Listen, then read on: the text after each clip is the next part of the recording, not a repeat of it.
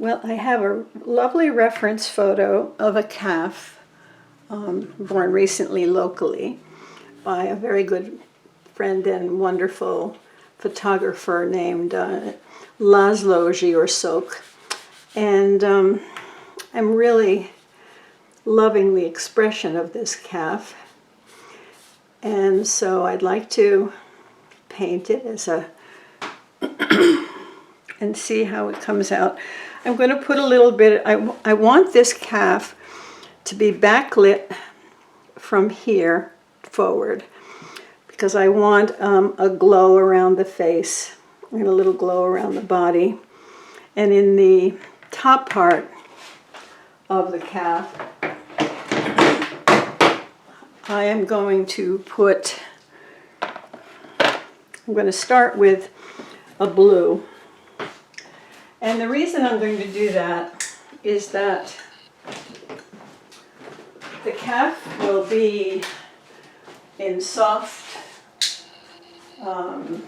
orange and burnt sienna tones, and so the opposite color would be a blue to have the most contrast. And in order to have the sense of backlighting, I've put some water here, and I'm just going to go near the ears here, but not all the way to them. Just drop in some of this cerulean blue. And I'm expecting to go toward a dark green in areas. But for now, I'm just concerned about creating the space between the calf. And let me zoom out so you see that there is a sketch there. I'm going to zoom out. So I'm creating a space between the ear and the calf. I mean, between the calf's ear and the background, and trying to make that edge as soft as possible. This paper is fairly smooth, so it will show the colors very well, but it'll also show any mistakes that I make very well. But it's got good lifting ability. It's a 140-pound canson. So I'm creating a space between my drawing of the calf, and I'm just going to take a little bit of water and make that space as soft as I can make it. Because I want a sense, my first priority is to make a sense of glow from the backlighting without any hard edges at all. I can always come back in later and bring the background in closer, but I want to try to make this work, so that's what I'm going to do first and see how it turns out. So I put in water, and then I'm dropping in color. I'm just letting it do its own thing. And since it's a nice, it's a color that has a little bit of granulating ability, I'm getting some sense of texture in the color. Again, I'm wiping, dabbing near the border of the animal to have a soft edge. You can use Q-tips for this if you really want to be very, very meticulous about how you do it. But in general, I find that paper towel works pretty well. Over here, where the tape is connecting to the paper, I've got a little bit of a pooling going on there, and I want to remove that because I don't want any backwash to create a bloom.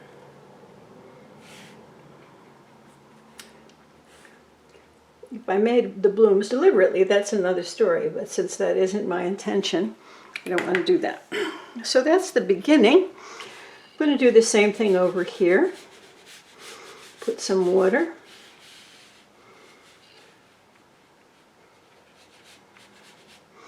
And then drop in some of this cerulean blue.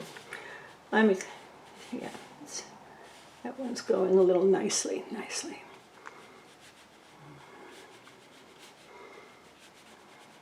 Make sure it combines over here with a soft edge to that other area, so there's no boundary line between them.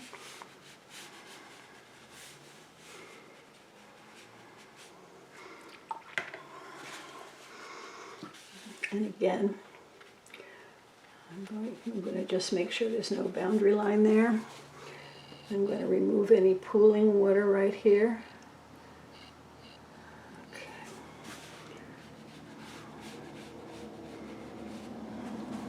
And I'm going to find a clean part of my paper towel and to soften this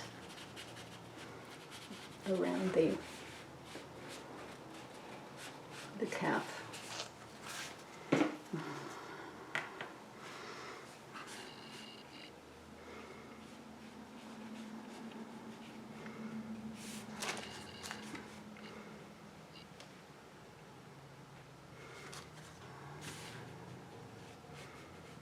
It's got very nice granulation going on there. That's lovely.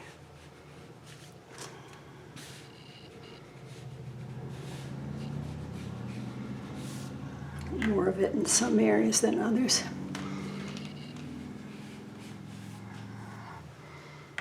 Okay, so I'm just going to continue that process all the way around the calf with the blue, and so then I'll come back to you because there's no point in watching that whole process. It's exactly the same the whole way around. Well, I've put the blue around, and I'm going to next put a layer of Prussian green.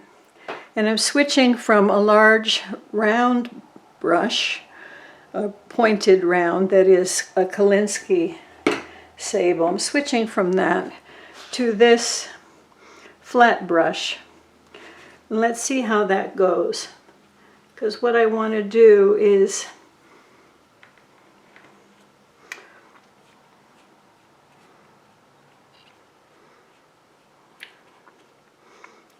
extend out from that soft area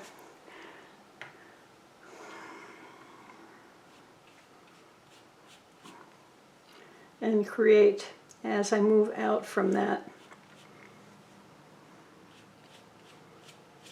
more of a solid green.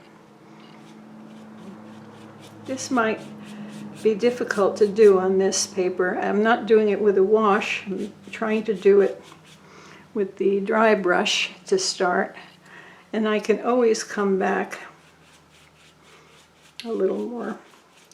I can always come back and go darker and more solid, but I just want to be careful to maintain that glow and have a little bit of that blue come through. So I had to initially I used the cerulean blue, and now I'm glazing over with a Prussian green, which is a very dark, foresty kind of green. It's nice. I don't know how I'm going to quite get that to blend, but we'll go one step at a time. If I can get this part working, then I'll be able to probably get it to blend. with the next layer. But I'm really wanting this outer part to be very, very intensely deep Prussian green. And the green is chosen because it really is the exact opposite kind of color for the orange that is the predominant shade of this young calf.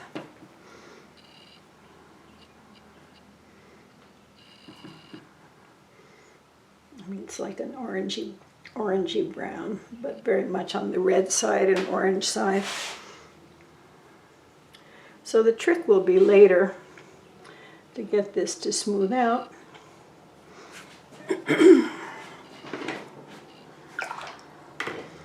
But I won't get too nervous and tense and anxious about it at this point. I'm just going to hope for the best and try to get that initial layer. Sometimes when you come in later and you go in the other direction, it helps to make a more solid line, a solid sheet, rather than having the marks be evident. The more that we have another layer, it will be less noticeable, these brush strokes that are here. So what we'll do is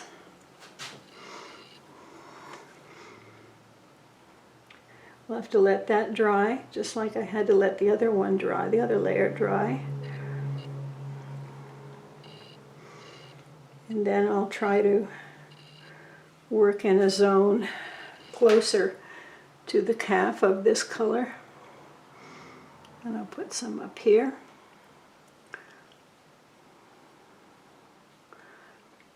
And as I said, when we do a subsequent layer, it will be much more even. But it's the dark of the brown, the orangey brown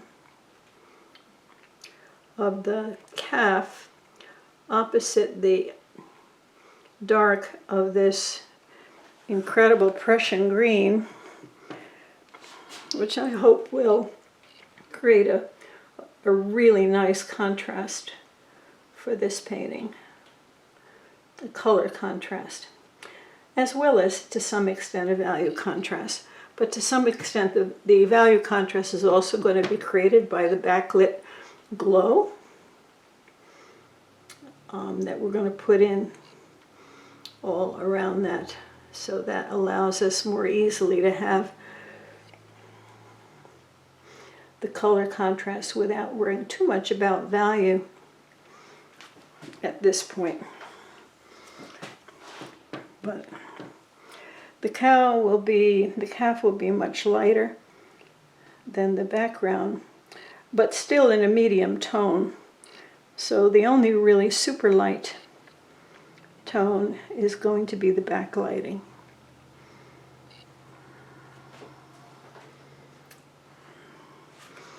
Okay, so I'm going to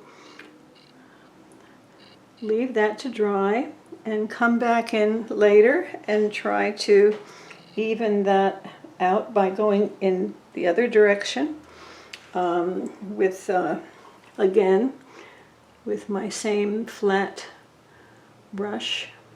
It's about 1.5 inch flat sable, made by, this one's made by Connoisseur. It's a nice line. But I often am using synthetics when I want a good point and I want to do, especially like landscaping and lots of scumbling and little leaves and all kinds of diversity. I like the synthetics better. But for a soft wash like this, sometimes it's nice to have the sable because it holds a lot of paint and you don't have to keep reloading. and it's soft, so hopefully I'll be able to get a nice soft blended background. And as before, I always have to dry away the puddles from flowing backward into the painting. But once I do that, I'll have to leave this for a little while, go tend to my puppies outside, and come back. I think that dark green with the backlighting of the calf could be very dramatic, so we'll see how that goes.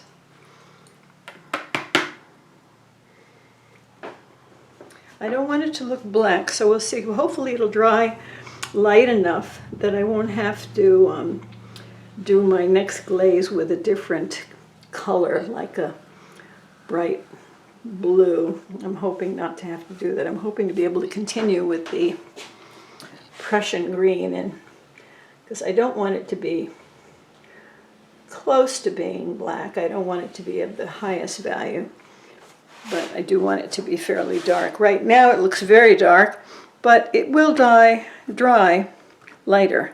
So let's see what it does, okay? One step at a time. Okay,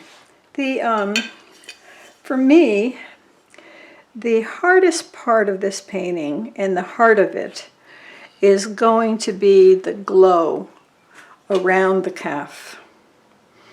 And I do think that the back glow, I want the back glow to be a warm one, not just white and soft green. So when I want that, I go to Naples yellow, because it's a very buttery, soft yellow. I don't want a lemon yellow or Aurelian yellow or isoindoline or Hansa or cadmium. This soft yellow is very, very nice. And so if I mix it about half and half with white, and it doesn't really matter which white, can be Chinese white or titanium white. They're probably better than zinc white, which is more strong. So I want some of the hairs that are standing up around him as backlit hairs will be white, and I can do that a little bit later. But I'm using my palette knife, and the reason I'm using my palette knife is when I want to mix paints right out of the tube, and I don't want to add a lot of water, then I don't use my brushes for that, because my brushes, all our brushes are precious, you know.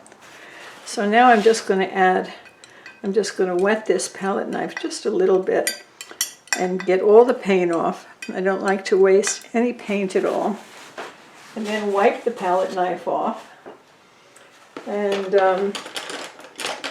now I'm going to take a flat brush that has, that if possible, if I can find it, one that's a little bit smaller than the one I was using before. And I may even go a little bit smaller. I've got two flat brushes here, a 1/2 size and a 1-inch size. The flats are more or less measured by inches. The last flat brush I was using was a little bigger, but not much, just a bit. So I'm going to try this sable flat brush. I'll put a little bit of water on the edge here, because I don't want it to be heavy, but I want it to be, I want the potential to have it be heavy. I don't want to make this whole mixture very watery until I see how it behaves. Okay? So I'm just going to have this be a warm glow.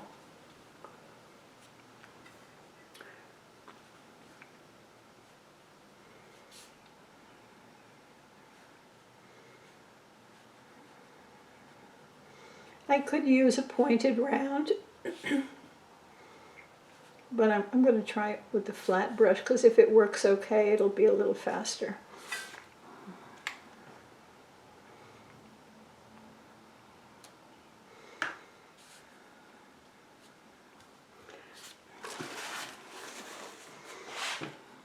Let's see how it does with a little dry brush over the green.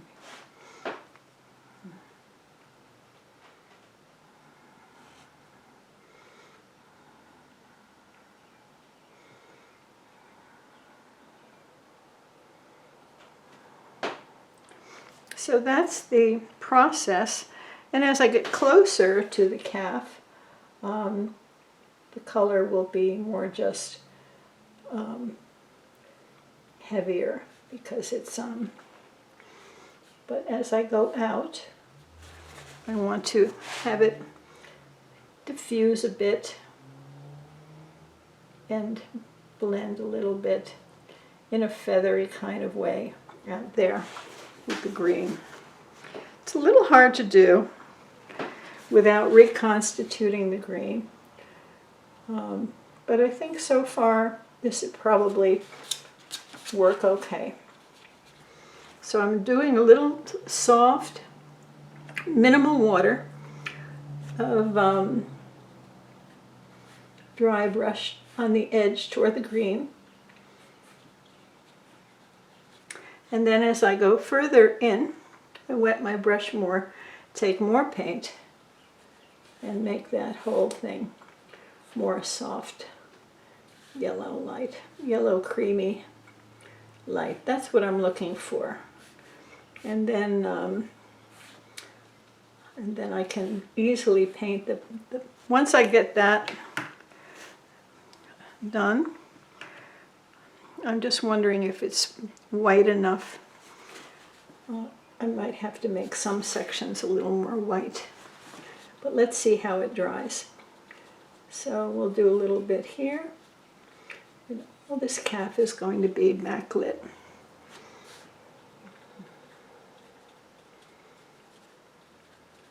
Including the section of the ear that is in front of the body is all going to be backlit. And I probably will come in with some of the Chinese white alone to lighten up some of these hairs. But for right now, what I'm going for is just a fuzzy feeling of glow and light.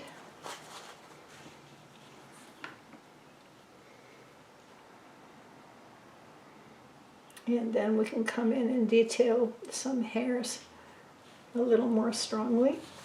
And so that is the basic approach that I'm going to take here. Hopefully it will be fairly successful. I know it would work well if in oils, but in watercolor it's a little harder to make something like this happen. But when these animals are backlit with a warm glow, the original photo has backlighting on one side with, but it's very white. I'll show you the photograph. Has backlighting on one side. But what I'm going to do is hopefully get that all to be a warm glow as if the whole head is backlit. And then the color of the calf is going to be a little lighter and brighter than the photograph. It's a beautiful photograph. It's hard to know, you know, I mean in the light the calf would be more bright. But most of the face is in shadow, so it's not so bright. But as an artist, we can make it any way we want. And so what I'm wanting, the face will be in shadow, but it will still be fairly vibrant, a little more vibrant. So I'm just easily trying to go around on this and get it to work and not be too opaque everywhere. Be soft. I know that this is these two colors of paints are semi-opaque,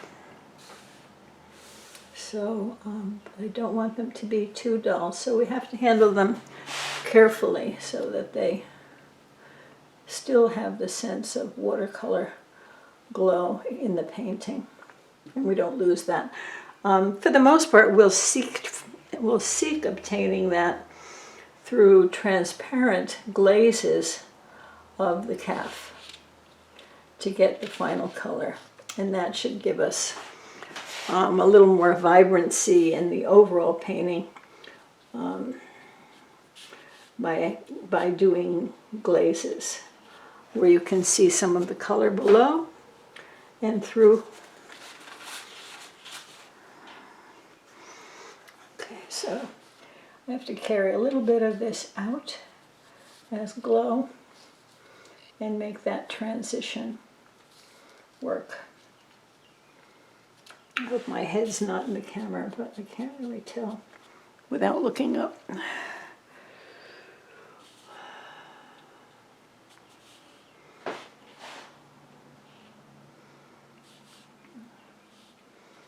So I let this dry completely while I went outside and mowed the lawn. So that's a nice thing about watercolor. You do a little bit, you leave it, you go out and do some of your outdoor chores. After I do this glow, I'll go out and feed the horses, and then I'll come back in and do some of the glazing. So step by step, and let it really dry well, because then also the paper settles down, because when it's wet it always gets buckly and uneven. And so before going on to the next stage, it's a good idea to get it to be lying flat again. Even if you even if you soak the paper to try to get it so that it won't do that, it always will do it a bit. So I just taped my paper down and am careful about the transitions so that there's time between stages, and then it gets flat again and is ready to have the next layer of paint on a flat surface.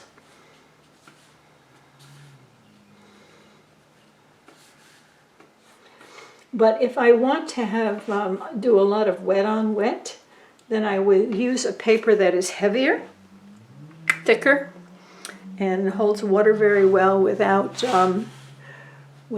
becoming buckled. So right now this is a 140-pound paper. I would go to a 300-pound in order to do a painting that I needed to keep the paper wet for a while and do wet on wet and not worry about buckling.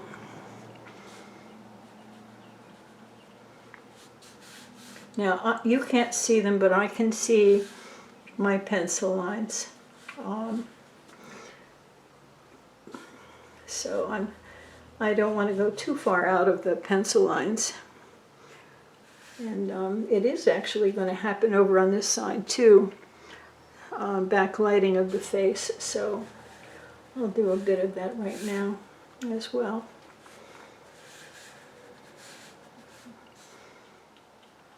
But the most important part is the transition from the face to the background.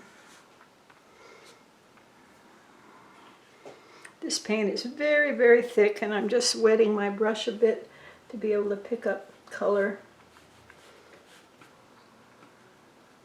just enough so that I'm able to make the color move around.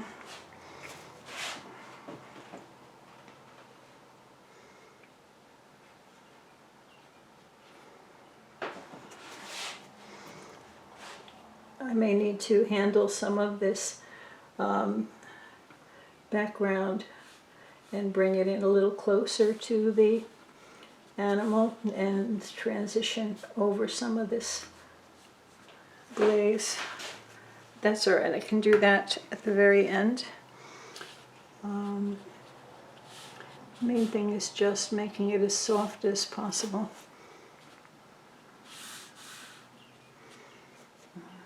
And then I can come in with some background, getting close in certain places, like in the crevice of the ear, maybe here. Get close in for that shadow area.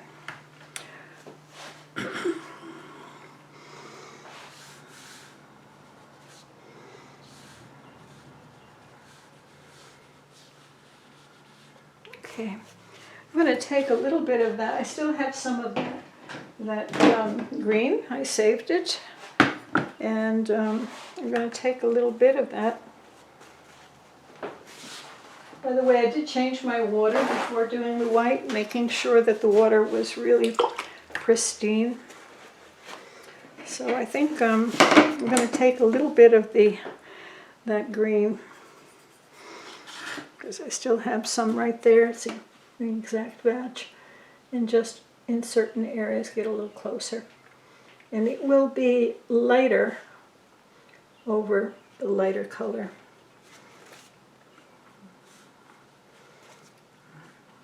Let's see if I can make a transition that works.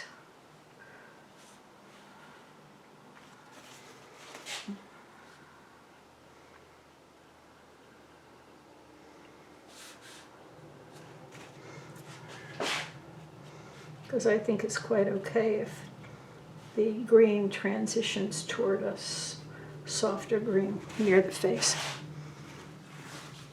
especially in certain areas like here where it's getting in, defining the ear. I think we can go in a little deeper here and leave other areas more diffused.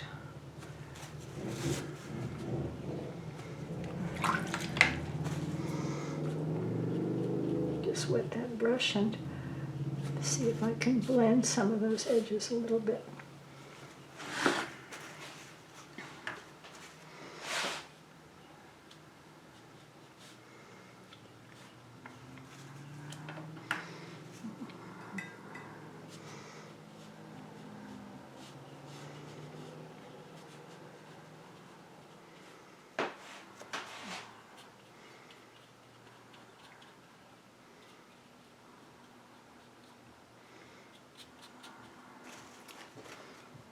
Okay, I think those colors, even though they stand out now, will dry very well.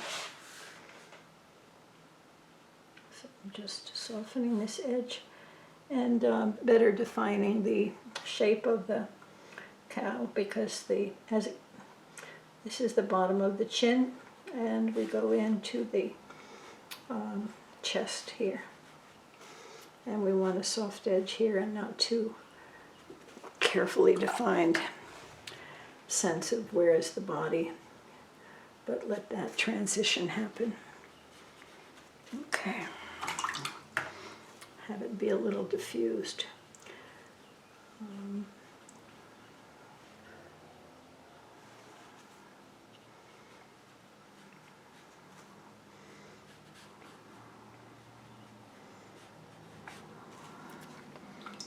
Okay. If we can need any more areas. I think that's okay. That's about it. We'll let that dry. We can always touch up a little here and there later. But and as I said, I'll be coming in with a little bit of white in some places, and putting in some little hairs at the end. But for now, the main thing was just to have a glow of warm Naples yellow lightened with white.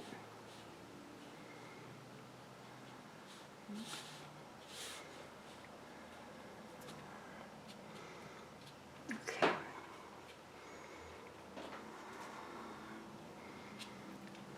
Putting just a little bit of green to make sure that the shape is pretty consistent with being a certain distance from the ear.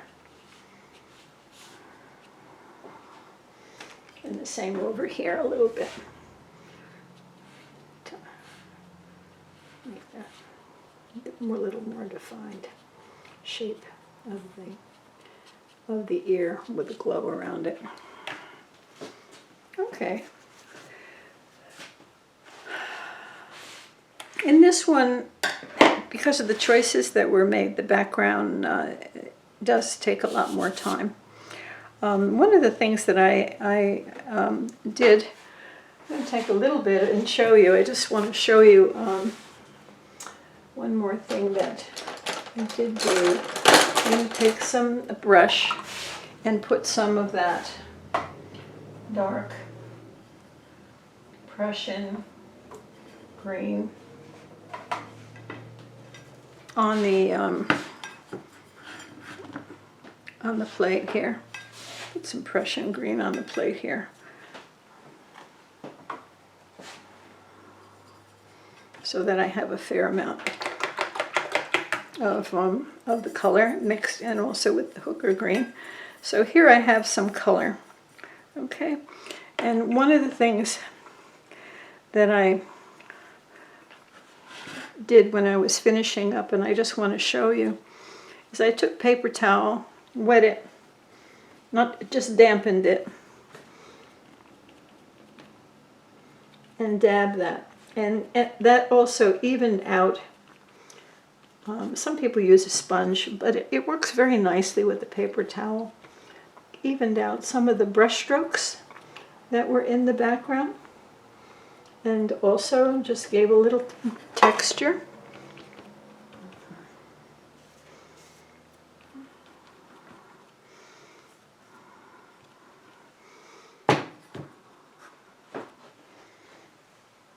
It's a very damp paper towel.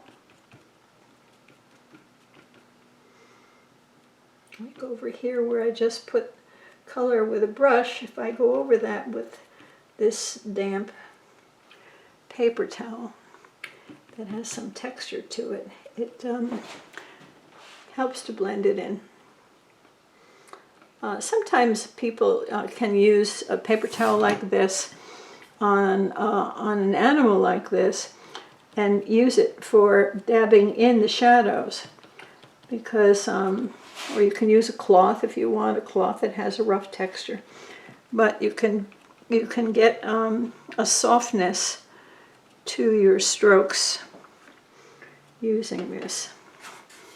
So because I wanted the background to not have any strong evidence of brush strokes and to have a little texture, I've done this. Okay. I could even take a little bit of a slightly different color, like I could take Prussian blue instead of Prussian green, and it would be the same value. It would be dark, but a slightly different color, and it could create an interesting mixture. I've just got a little light spot there that I don't like, so I'll just do that and then let this dry. Okay, I think that's about all I can do with that, and we just hope for the best. Come in and paint the calf, which should be in some ways easier than everything else, than the background. Normally the background is the easiest part, but sometimes when you want to do something a little different, it takes more time.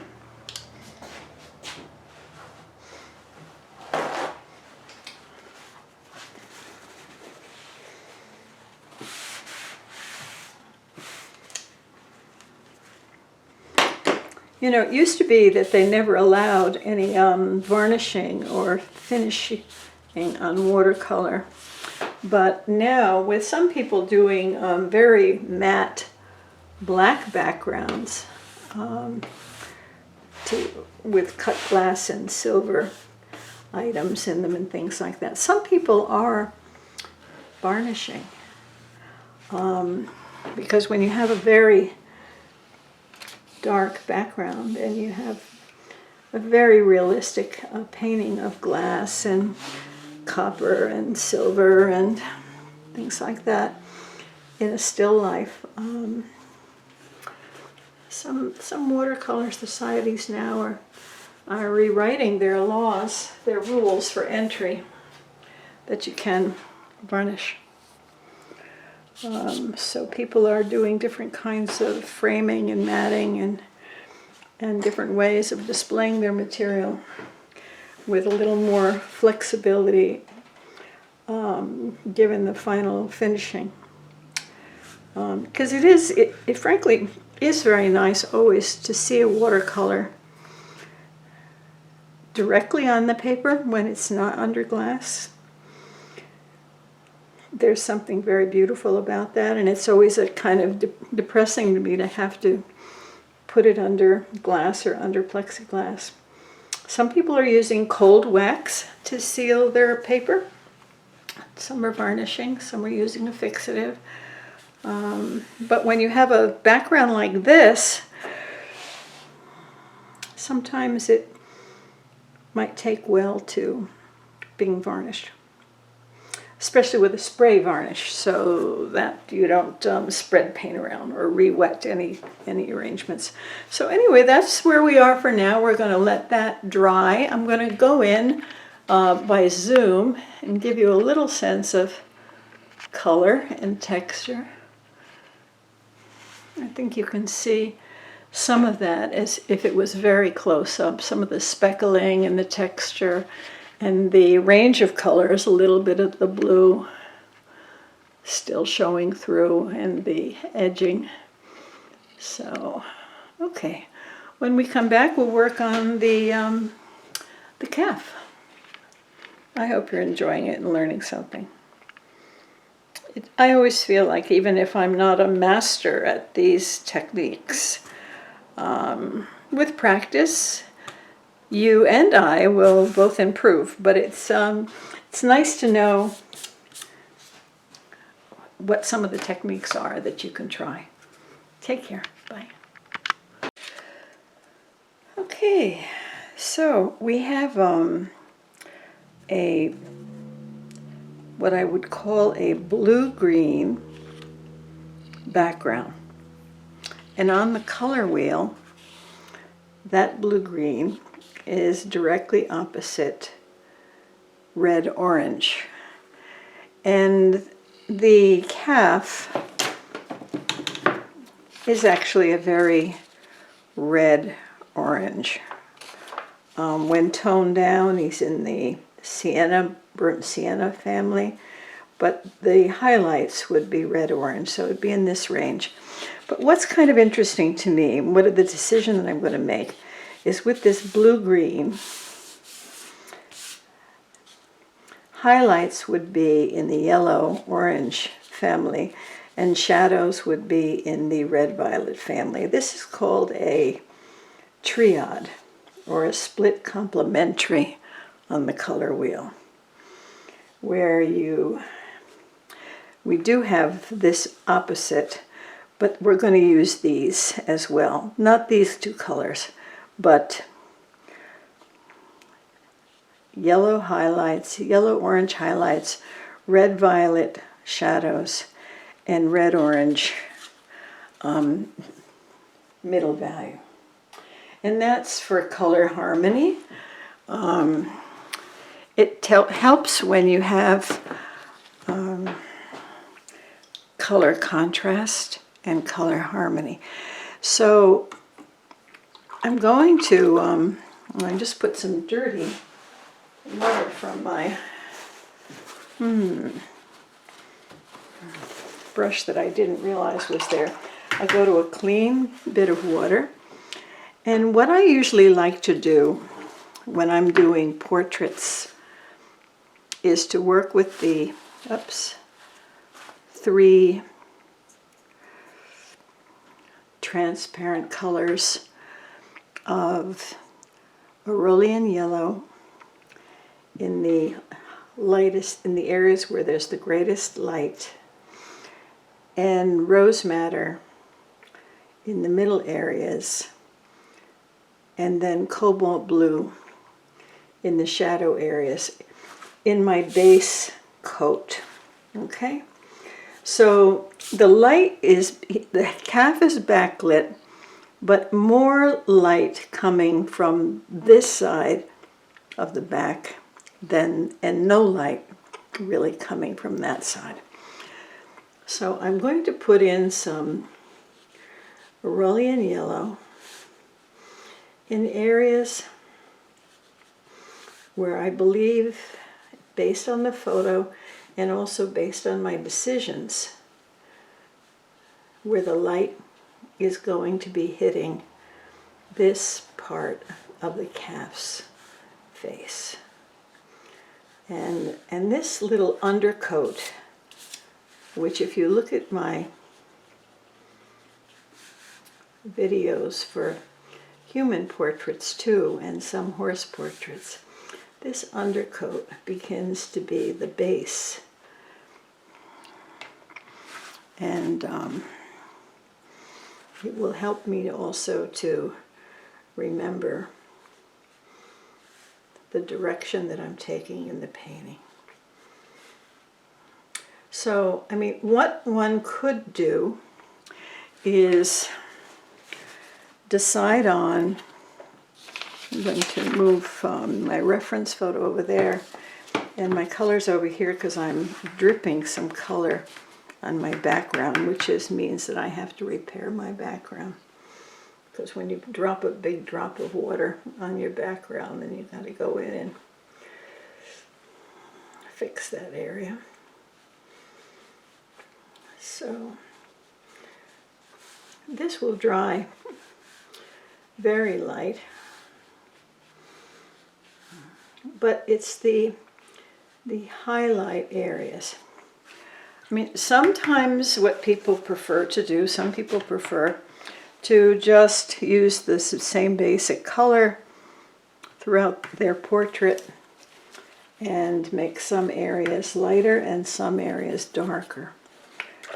But I really love to have this method of what we call glazing. And in glazing, you lay down this undercoat and then glaze over it with subsequent layers. And it builds up a transparency that you can see through in subsequent layers.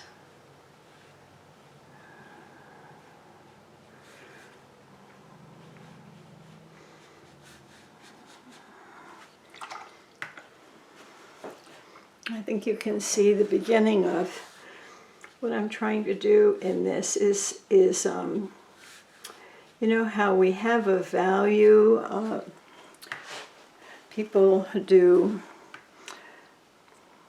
value drawings of the darks and midtones and lights in terms of grays. And but you can also, this is like the beginning of a value painting in terms of light expressed as color, with the sunlight expressed as this cerulean yellow, which is one of the most transparent yellows, so that's why I'm using that. But you could also just use a less transparent color, less transparent yellow in a very thin wash. But this works well. Another one that could probably work well is lemon yellow. Some artists prefer to use the cadmiums, even though they're a little more opaque. because they're bright, strong colors. And then they just use more water in order to have them be transparent. So I've got some highlights on the nose, and it's about as far over as here, but I'm not going to put much on that shadow side.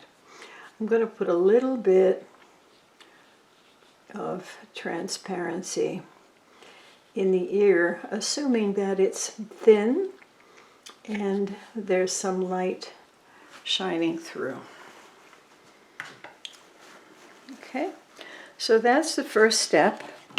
That's my Aurelian yellow was this one here. I have my yellows and earth colors on one palette. Now I'll go to the Rose Madder, where I keep my reds and violets on another palette. And that way, if some things get mixed together while I'm painting, I don't really mind because they're all in the same family. And I keep the blues and greens on a separate palette. And partly I do that because when I'm I've done a lot of travel for work, from anywhere from generally 3 months or 2 months to 6 months a year overseas. And that way my palettes are all ready to just put the lid on them and pack up and go. And if a little bit of color gets mixed together, and if anything, usually I dry them fully before traveling, but if anything were wet and one thing got mixed up with another, it's not the end of the earth, because it's all in the red, orange, and violet family on this one.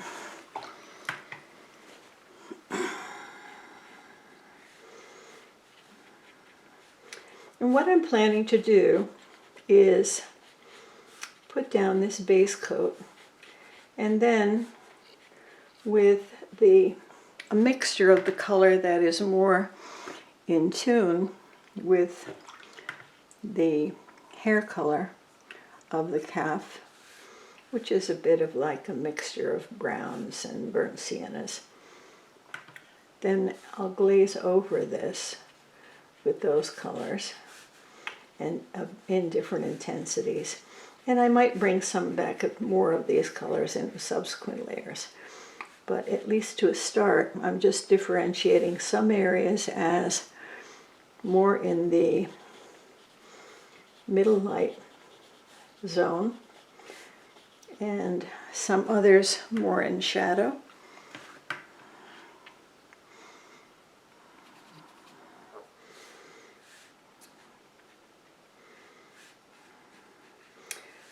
So it's, from my point of view, it's like another way of thinking about the light and painting the light and painting the midtones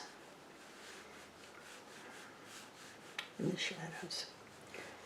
Using the rose, especially in portraits, the rose madder is very nice for a midtone, any portraits that you do. And then in final glazes, after putting on skin color or hair color, you can do some final glazing with something like quinacridone coral in a human face, or quinacridone gold.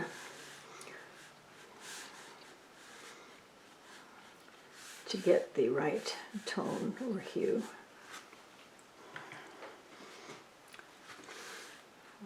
So I'm actually showing some of the way that this, I don't want any strong color.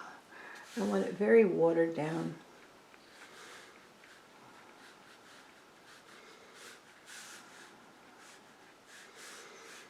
I'm going to put a little bit of this rose in here, And then I'm going to put some of that cobalt blue on there because that's the shadow side. So I'm going to be emphasizing that. Now under here, I'm going to assume that that's going to be in the mid-tone. It's a little bit in shadow. And then there's a little bit below.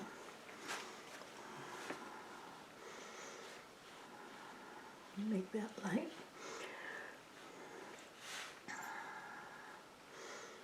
And then below the nose, there's a little bit of the same rose madder.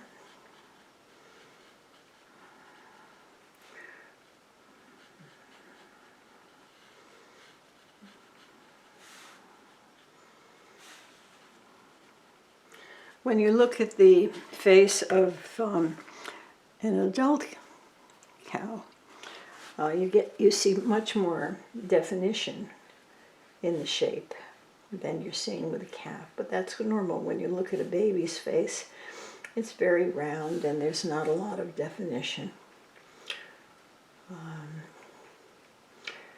And it's the same with the calf. The calf doesn't have quite as much sharp, edgy definition that you would find in a cow. I'll show you a picture that I have here of a very nicely defined, forward-looking cow.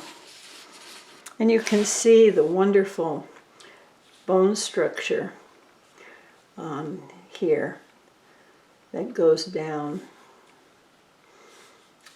You know, this is definitely a very strong bone structure here. And the eye socket area is very well defined.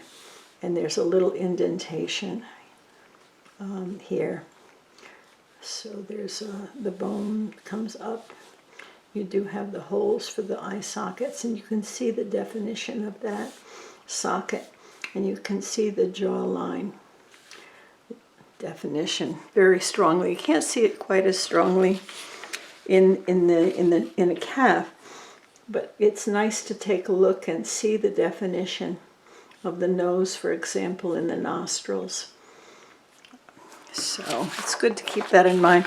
The calf will be less defined. You can see it's much, well, the same basic structure is there.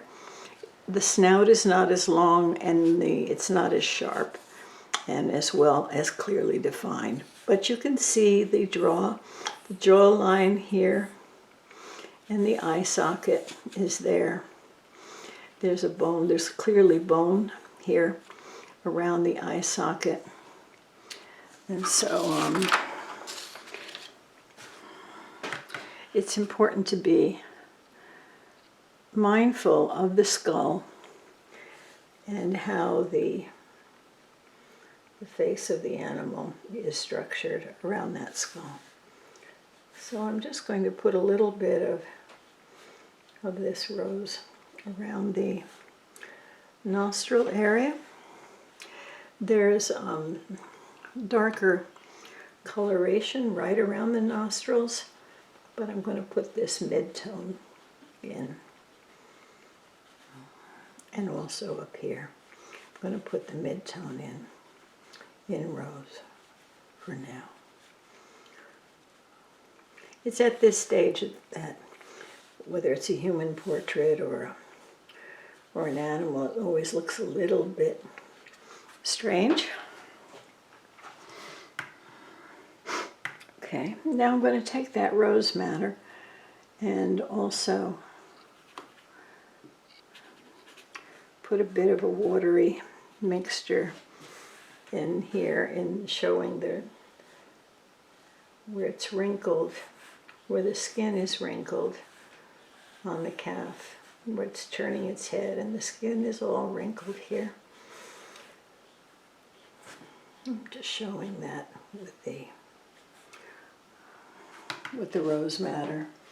And I'll put a little tiny bit of the Aurelian yellow up toward the top.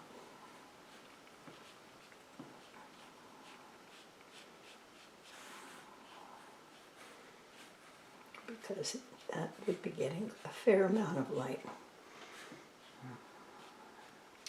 So I'll mix the two together there.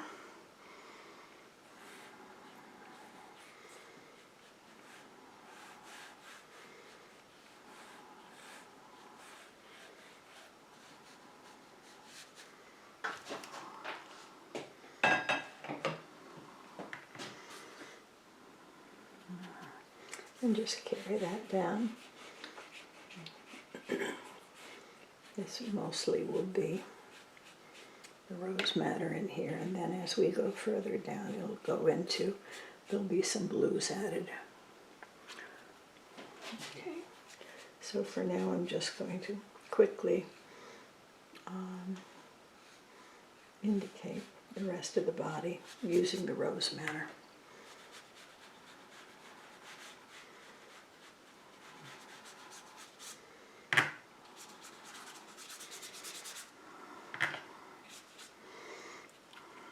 And this is a very, very thin wash, just the initial color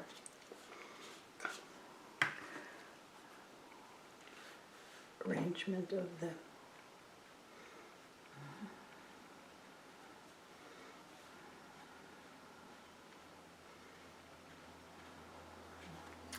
okay. Then the next step is to take some cobalt blue. This is the green and blue palette I use. I mean, I tend to use, like most people that paint, can't have a certain basic colors that they use a lot. And of course I use the blues of cerulean blue, ultramarine blue, and cobalt blue more than any other blues.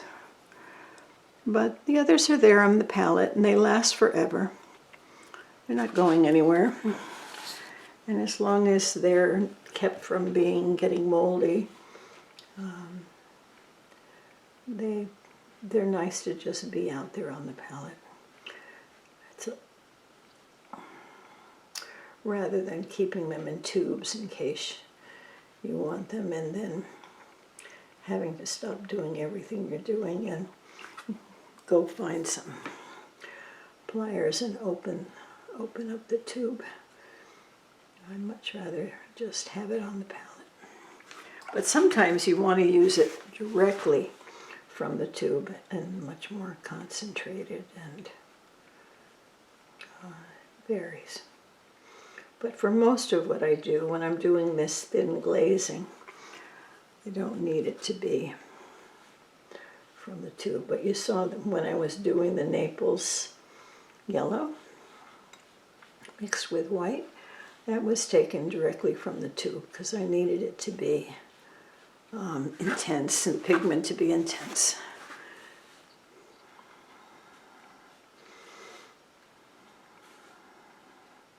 So what I'm doing here is just putting in some of the areas of the most intense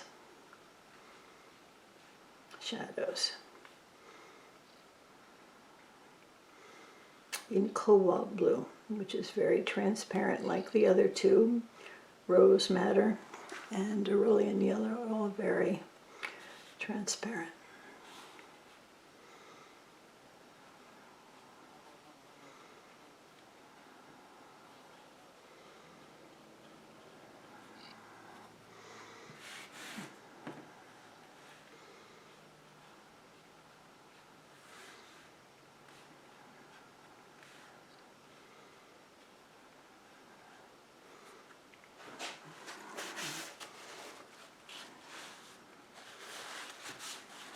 To be so careful not to disturb the underlying background.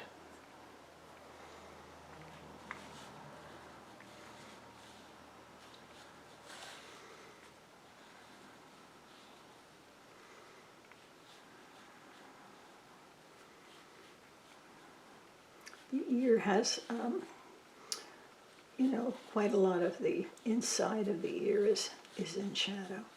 But then there seems to be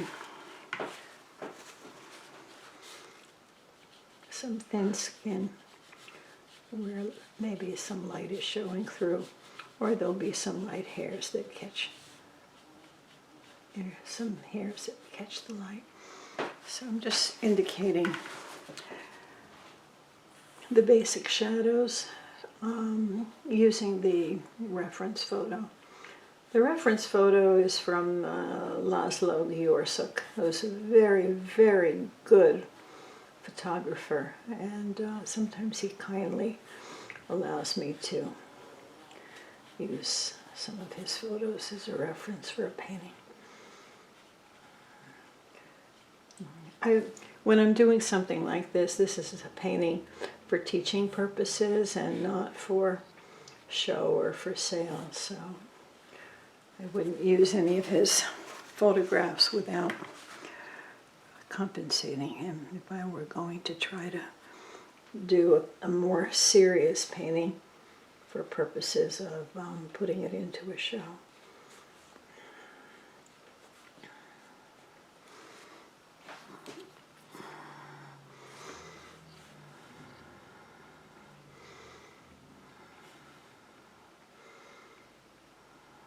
Wonderful detail on this photography, which is really hard to get, you know. I could take 100 photographs in close proximity and not have the ability to capture the detail that he's able to do.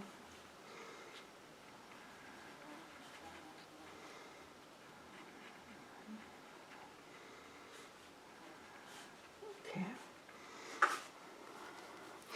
So what we have is the beginning of the emergence of colors that indicate shadow and light.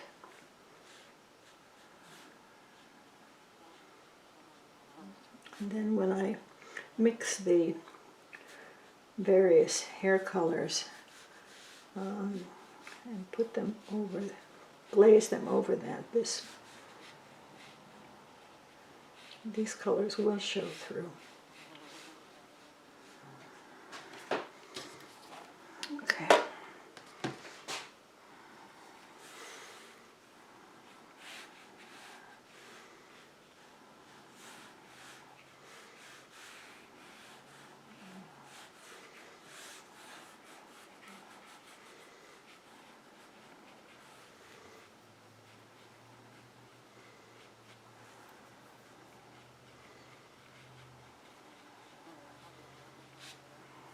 Okay.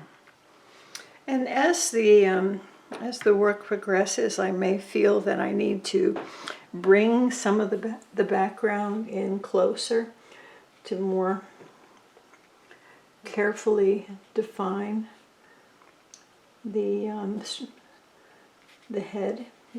Maybe I feel like some areas should be a little more narrow or whatever. But for now, we'll just and there is this wonderful thing in the center.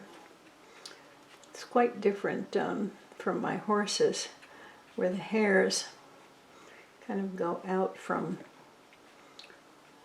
this central part of the bone.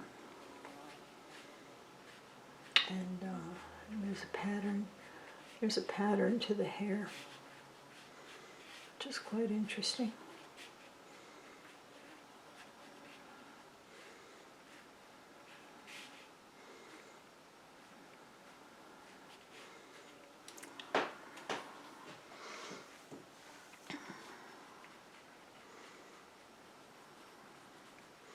And be careful not to have too many hard edges in here, because then I'll just have to repair them later. Because I don't want hard edges in the undercoating to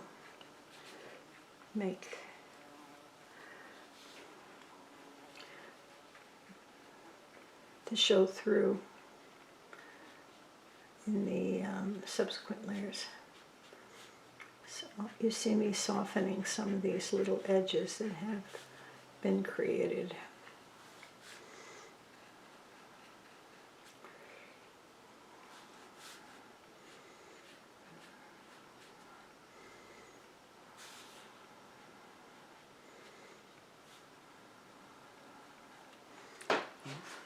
Okay.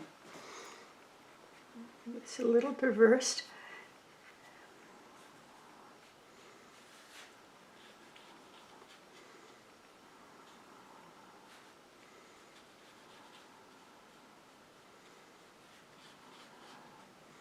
Yeah, this is an area where I may need to bring the background in closer to the face.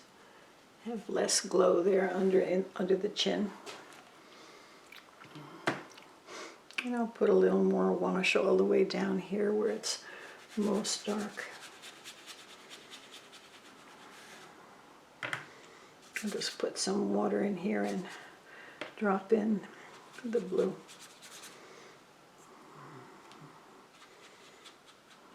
Keep that loose in there, because it's just in shadow and it doesn't need to be. It's just kind of a bit of a darker blue and blur. Again, loosen some of the edges, but I don't want them all blended fully together. Okay. Okay, that's the beginning, you know, and it's nighttime right now here, so I'm going to take a look at this tomorrow in the daylight and see how the colors look. And then we'll begin to fill in the hair on this calf and some of the details of the nostrils. Some highlights of hairs that are coming out there. There are all these wonderful little hairs that are coming out, and they'll be coming into that glow area that we have. And they'll be the last thing put in because they have to cover, for example, the dark hairs in here. And there'll be a few dark white hairs. And we'll use white directly from the tube for those soft, very thin white hairs. And probably make some of these hairs also a bit white. Then the eyelashes will be shown. And yeah, so one step at a time, but we're at a good stage for stopping and looking at it during the light. I'm going to move in just so you can see a little closer.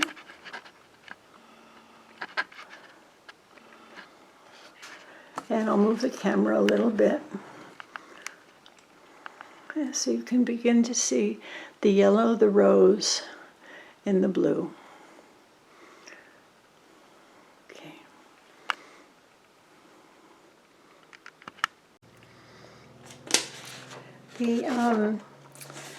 The painting has dried, and I just thought it would be of value to look at the skull aspects of a cow. With a calf, it'll be a little smaller and less angular and defined. The snout will probably not be as long. But anyway, this is the bone structure, and I think it's very interesting. It's the whole face is based on the design of the bone. So what's interesting is how it does come out here, and then there is a whole space without bone, and where the skin falls softly in that area, and it is without bone. It's very similar in a horse, but you have a certain area that comes out and holds up this structure here. And then there's this soft area. And this ridge here above the mouth is the formation. And the nose comes, it's actually here. And the nose comes above that and is very soft and not a bony structure. So, and then you see there's the socket for the eyes is very clearly defined. There's a hole for the eyes, and you can see the little bit of indentation here. Let me do that. The indentation here below the eye socket is quite pronounced. and one of the key features. And then there's this, the cheek comes out here above the teeth. And then there's an indentation here in the lower jaw again. And I think you can see that. Here's the indentation that comes from the eye, below the eye. And then there's the whole eye socket is an empty hole. And then below where the teeth come, there's another indentation for the jaw that comes in. So it's interesting to see how the structure works. And this one shows also the space where the ear would go, where the base of the ear would fit in that space. And the ear canal would come down in there, and then the ear would pop out here in this flattened area there. So it's interesting to pay attention to skulls, whether it's human skulls or horse skulls or dog skulls, whatever you're doing a portrait of, to pay some attention to that, because sometimes we can't see very clearly the definition of the structure. And given the definition of the structure under the eye, that makes me want to really pay some attention to defining that a little bit more with my cobalt, and just making sure that that thing right there is a little more pronounced. You can't see it very well in the photograph, which is normal. I mean, you can't, there's hair, but in the painting, by showing that bit of indentation, it's so strong that I think I do want to clearly show that.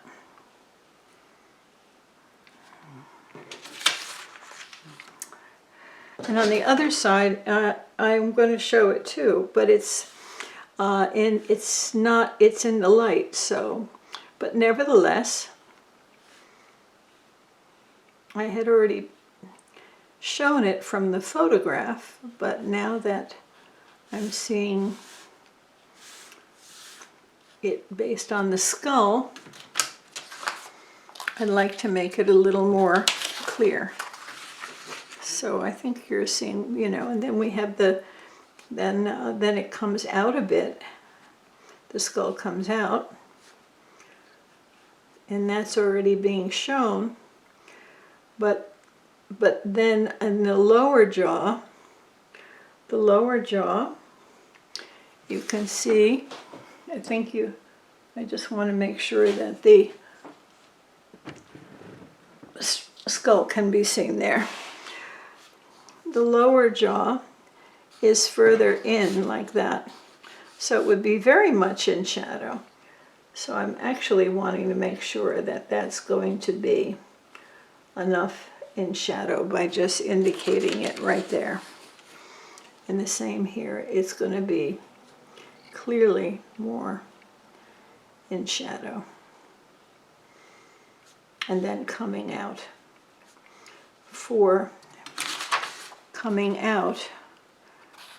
above the teeth. So I'm just doing that here because we are going to be doing another layer, and so I can show that. Okay, interesting. Well, I hope you found that interesting. I hope you start to incorporate paying attention to some skull work. It's so interesting to see how the eyeball fits into the socket and how the socket is positioned, how the nose comes down and sits softly without bone above the teeth here. It's really very interesting. all those soft nostrils and everything. Okay, so we'll continue the painting after tomorrow, because right now it's midnight, and I just wanted to show you this part.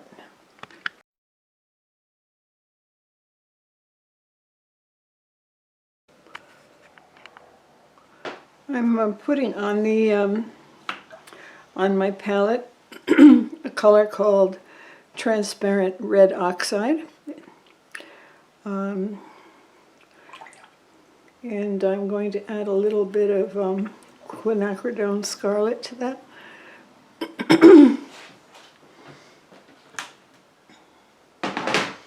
I'm also going to add a little bit of the Aurelian. I'm trying to get a fairly golden, slightly brownish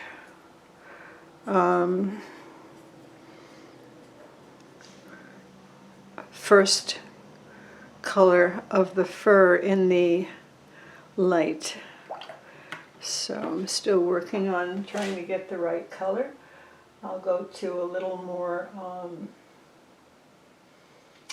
scarlet.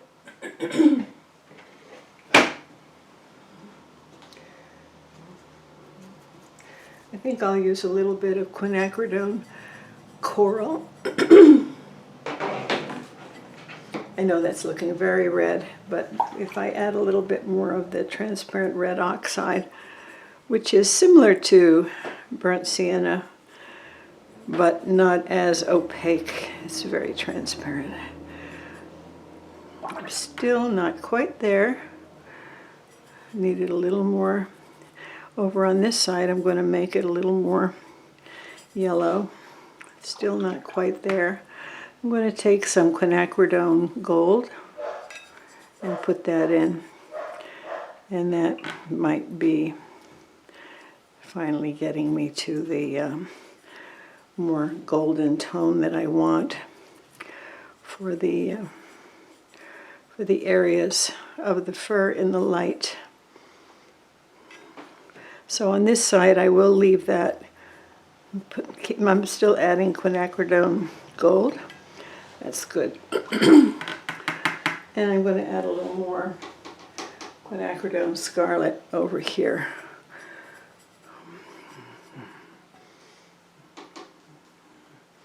So I have a more mid-tone and a more bright tone. Okay. So when I finished up the different shading of the calf, I accented with blue this crevice here and ridge here, and then here this deep, I'll show you again from the front.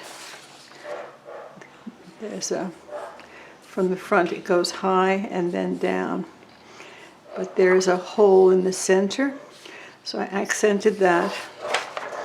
I also accented the ridge under the eye socket and the indentation in the cheek and the cheekbone. So I found that, well, I have found with people also in horses that paying some attention to the skull helps me to accentuate. I don't know why they're barking there. That's a play bark, and one probably has a toy that the other one wants. So in the areas that are very much in the light,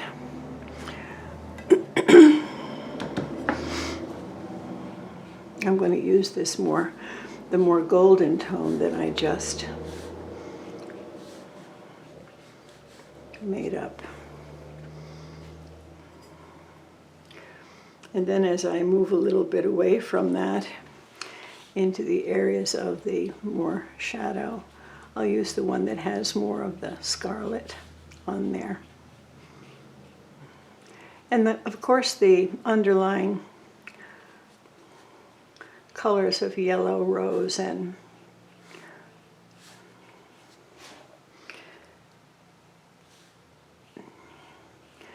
blue still show through and they're providing, first of all, they're providing very good direction to me on where I have light and shadow, and I won't be forgetting that.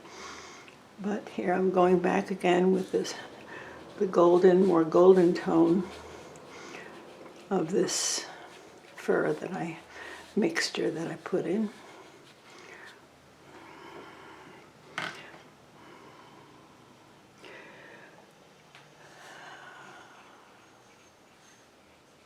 This is still the golden tone. I'm going to take it and wrap it around that same golden tone around areas of the muzzle that we're capturing the light.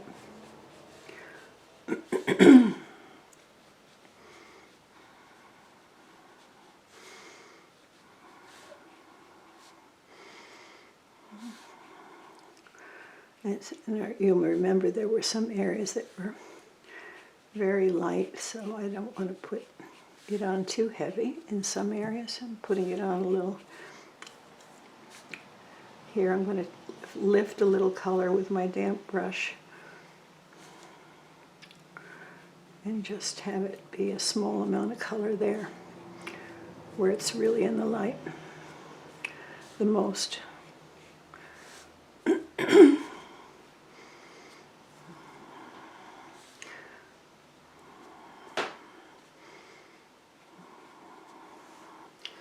And then I'll go into the deeper colors here that are the deepest here in this section of the forehead.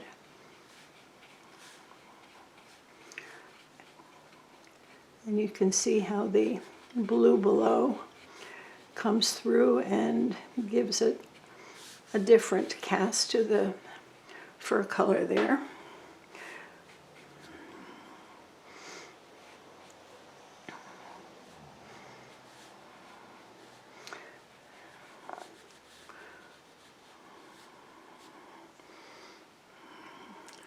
And here under the eye, and I'll put also that deeper, more red toned fur in the shadow that was here.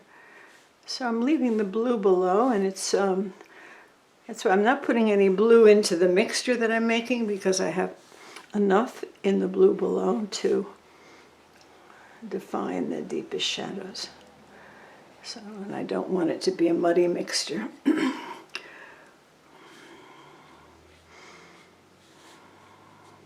So you have a sense of continuity of color with this top glaze, but also the detailing that has all been done. So it makes this top glaze go very quickly.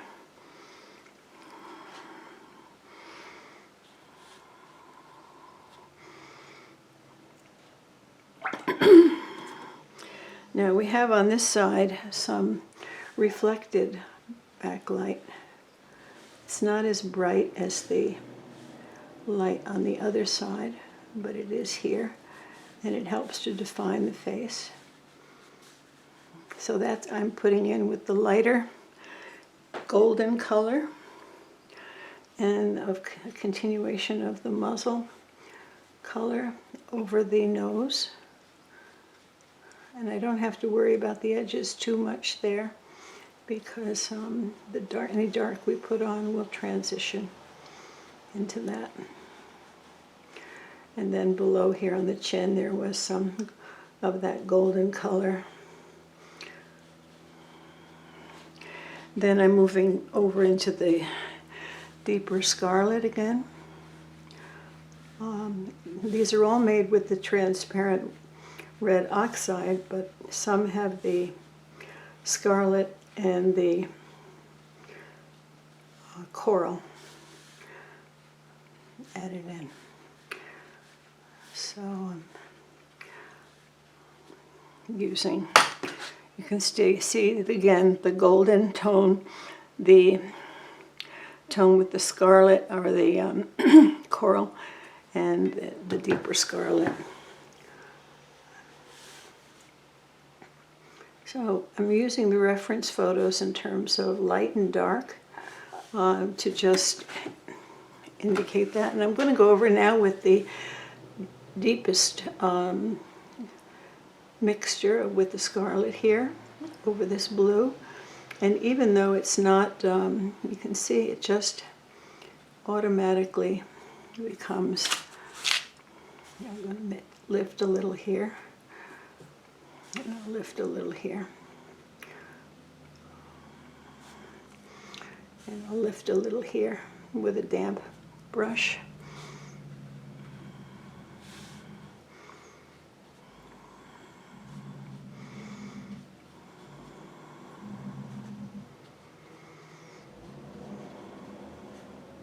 It's really sort of like the moment of truth, watching the calf emerge from this process, because you go through a stage in the process and you say, is this ever going to look like a real creature? And but I've used it enough. I like this process of glazing with the undertones that depict the light and shadow, and then going over it with the subsequent layers that will indicate skin or fur, and then maybe some hair texture. So I'll go up here, and this area is a little darker, and so I'm applying it a little heavier, but I deliberately didn't put the blue up there.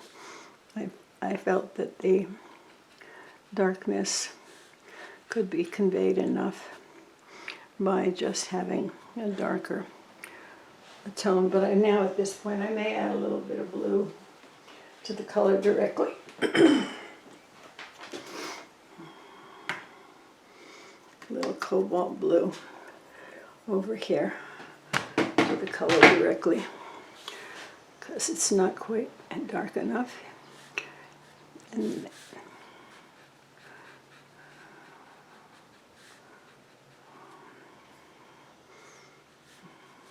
so it doesn't have the blue in it, but it has the darkness that I'm needing.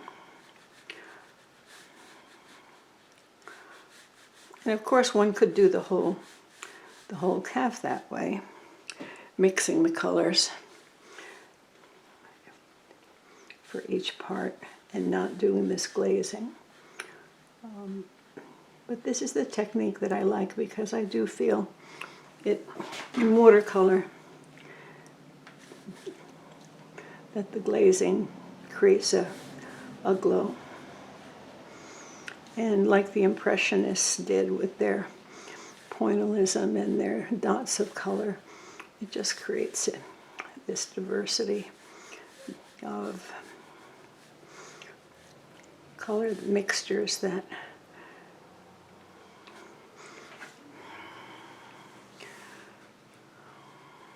create interest.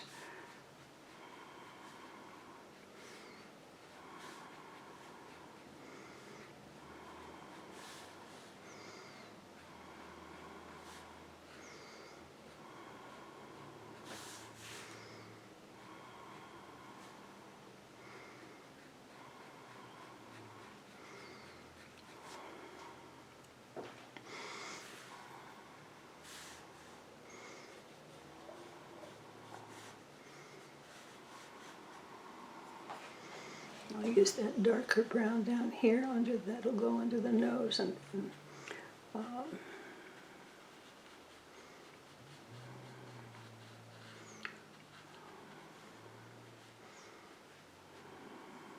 there. We'll come in later with however many darks we need. Now over in the ears, the same thing. Just begin the ear shape, and remember I wanted to leave a glow around the ear, so I'm going to do that in this way, and then put in the inside just a light wash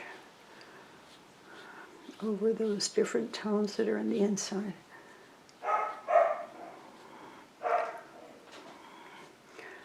This is fine for now. Then after it dries a little more detailing can be put in. Again, I'm going to just put a light wash of the middle tone with the scarlet in there. And then come in with some of the darker red mixture. And again, I used the transparent red oxide because it's a similar color to burnt sienna, but transparent, not granulating, and not opaque, not semi-opaque.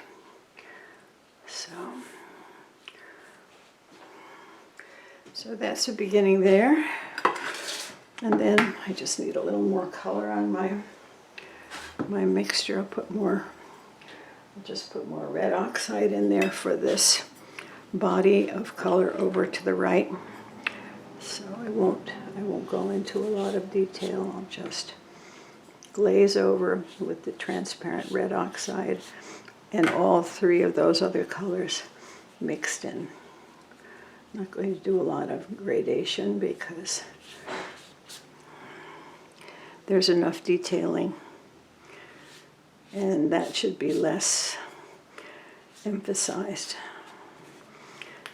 than the other areas.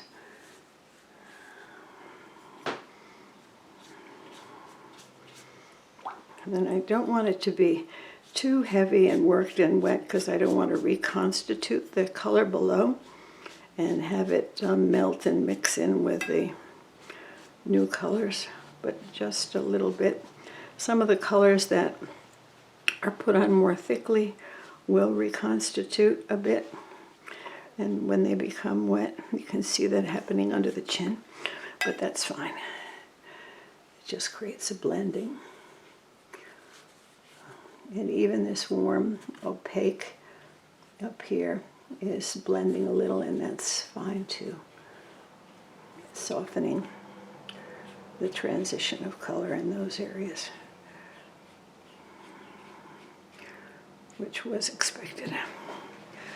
Okay, so I'm just going to take a little more of that transparent oxide. I'm still not quite happy with the intensity of color down here. So I'll just put that on now, not more than that because I'm losing the differentiation of the colors below. Okay, because it's very wet right now. Okay, I think that's about all we can do now for now until this completely dries. Once things dry, normally they become pretty fixed, and I can work more on top of them without losing the transitions of colors that are below. Just a little touch up here and there, but basically where I see something isn't quite working.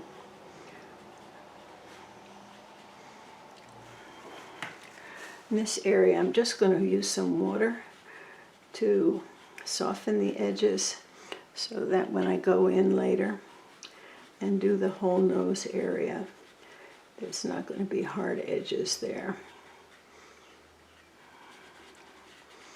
And there.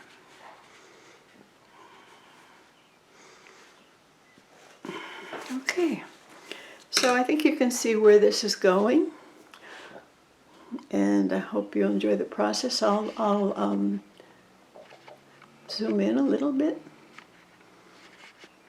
You can see a little more closely. I'll soften some of these edges here.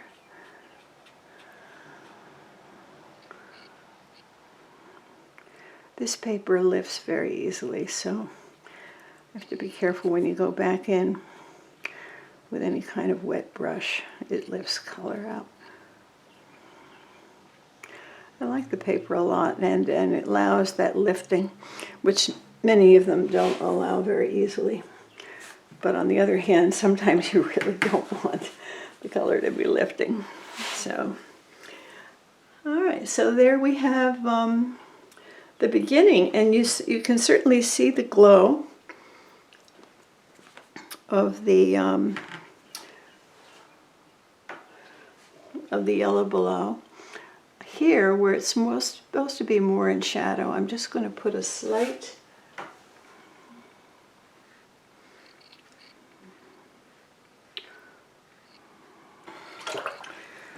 I just test layer of the transparent red oxide.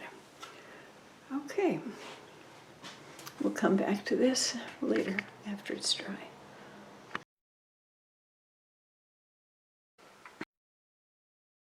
Okay, I just tested an area and I like the way it's working, so I'm taking some of this transparent red and I'm just mixing it right here.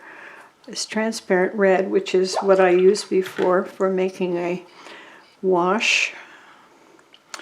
And I'm putting a little bit of Quinandone magenta in that for the shadow areas. And I'm going to just do a little bit of dry brush. And any soft, flat brush will work pretty well on that. So for the big areas, I'll use a bigger brush.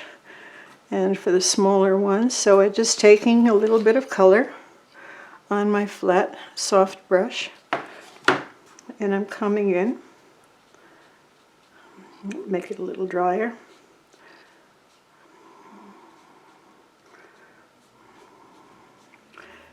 Okay, I'm just putting in this, and what this does, it just gives a sense of the texture of the animal's fur. Okay, I'm going to take a smaller flat brush and do the same thing, put it up in the color, and do some dry brush up in this area where there should be shadow and some marks. So the trick is to just take a little bit of a little edge of the color on your brush so it's not saturated with color, and then lightly, you can use the side of the brush sometimes, and when the brush is definitely dry enough to use the whole flat, you can use that. And it gives a very soft, textured shading, and it's ideal for the hair of the animals because it leaves a real feeling of hair. We're going to come in with more detail on some lines, but this is a quick way to begin that process and not totally change the color below, but just do a little bit of light texturing above.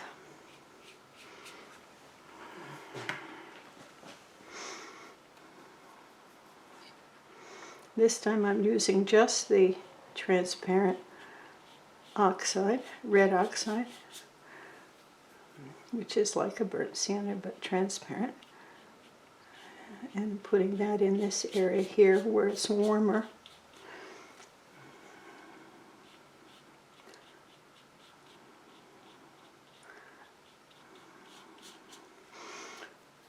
And then with some of the more shadowed areas, more of the quinacridone. And I'm mixing the color with a different brush so that that brush is very wet. And I don't mind, I'm just mixing it with that brush. And then I just put a little bit on my dry brush of the color that I've just mixed. This is the magenta, quinacridone magenta, together with the transparent red oxide.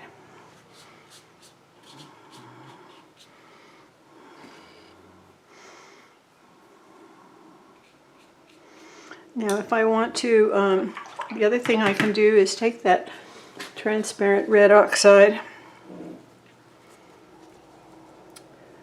and add to that one of these bright yellows. This isoindolene yellow is a good one, and make a lighter color. And that way, if I do some dry brush with that lighter color, again, it'll give me a sense of texture. It's still darker than the lightest areas, so I can put that over some of these. I have to make my brush a little more dry. Put some of that over, and dry brush over these lighter colors. So not totally covering up everything, but just adding another layer that begins to blend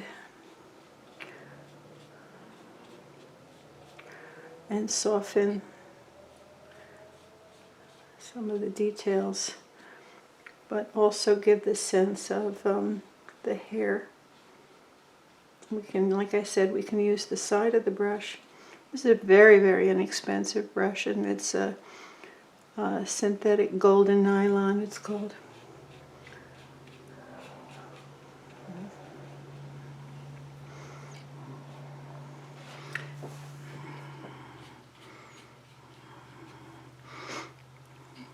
So I'm just doing a little bit of this, and then the next focus of all the work, I'll put a little glow inside of this ear, is going to be the eyes and the nose. And then depending on how the rest of this looks, I either will say it's done or we'll do a little bit more detail on the body.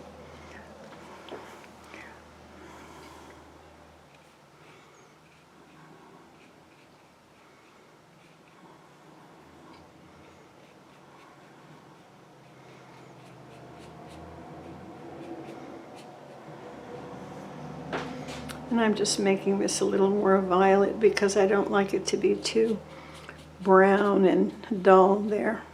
So this brightens it up. The magenta is a wonderful bright color. Okay. A little bit more in this transition. That's more of a reddish mix with the transparent red oxide. So transitioning some very yellow with the isoindolene.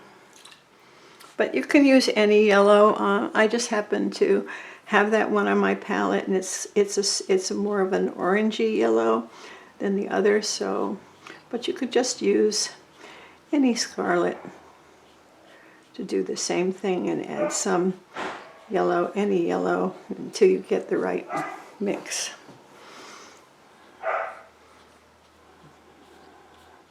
Sometimes, though, I just have a color on my palette that's almost perfect for what I'm looking for, so I'll use that, even though it's a kind of unusual color and you won't find it on most palettes.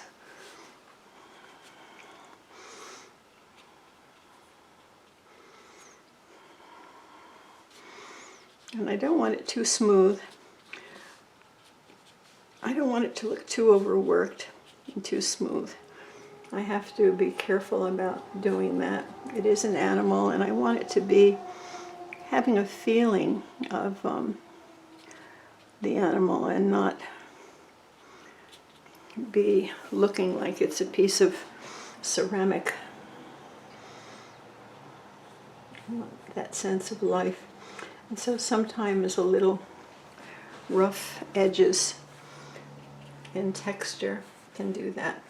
I also, by the way, did add a little bit of texture, which is not really visible, but got a little spot there. A little bit of texture over here because I had dropped some water on it, and so whenever you drop some water, it makes a spot. So I filled it in, and then I took my toothbrush with a very, very dark black blue, which is called indigo. And I sprayed it in this corner to just deepen the intensity. And I think you can sense the intensity. It's like airbrush effect, but very, very subtle. It's so dark that you don't see the transition really, but it's a nice subtle deepening of that shadow over there. I'm just going to do a little bit in the ear because the ear is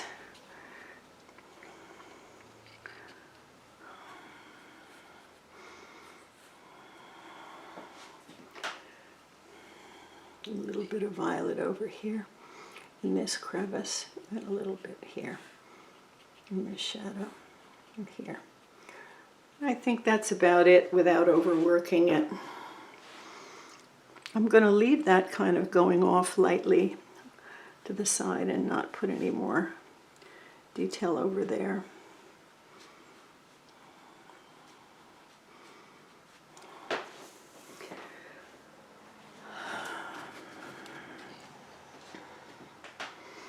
I think probably the only area left is maybe a little more sense of shadow here, because this part of the face is in shadow, and I don't want it to be quite as bright as that side over there.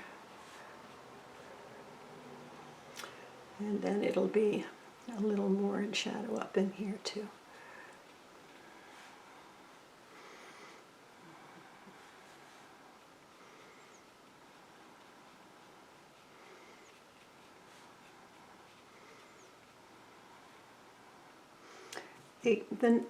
The nose on the cow is interesting because it's not like a big black area, but it changes. Often the skin of the animal is shown, so there's not much hair there. Like here on this cow, it's a very pink nose, not much hair at all, and just two little black slats.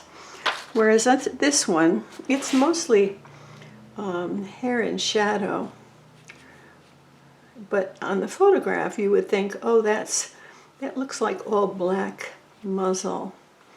But I don't really think that it is, so I'm just going to soften that.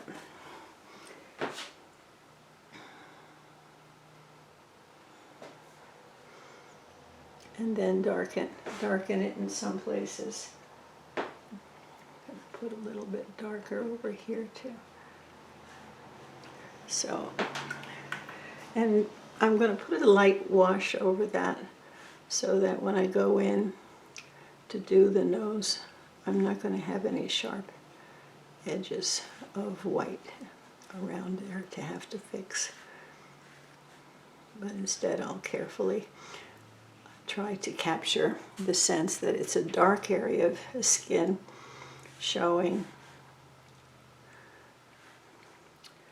and a little bit of hair there.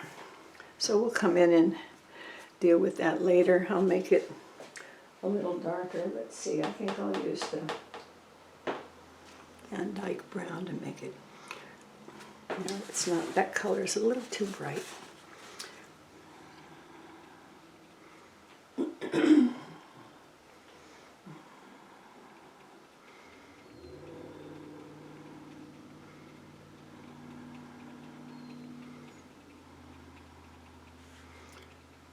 So wet now that it's not really taking the color on the paper. It's kind of just floating around. But I'll put in enough color so that it'll float around and dry there. Come back to that later. Okay. So we're getting close to the end. The next detail will be the eyes, then the nostrils, and maybe a few hairs here and there, and this painting will be done. Talk to you after it all dries. You know, having an accurate painting, not in terms of precise realism, but an accurate painting enough that the viewer will not be distracted by a mistake in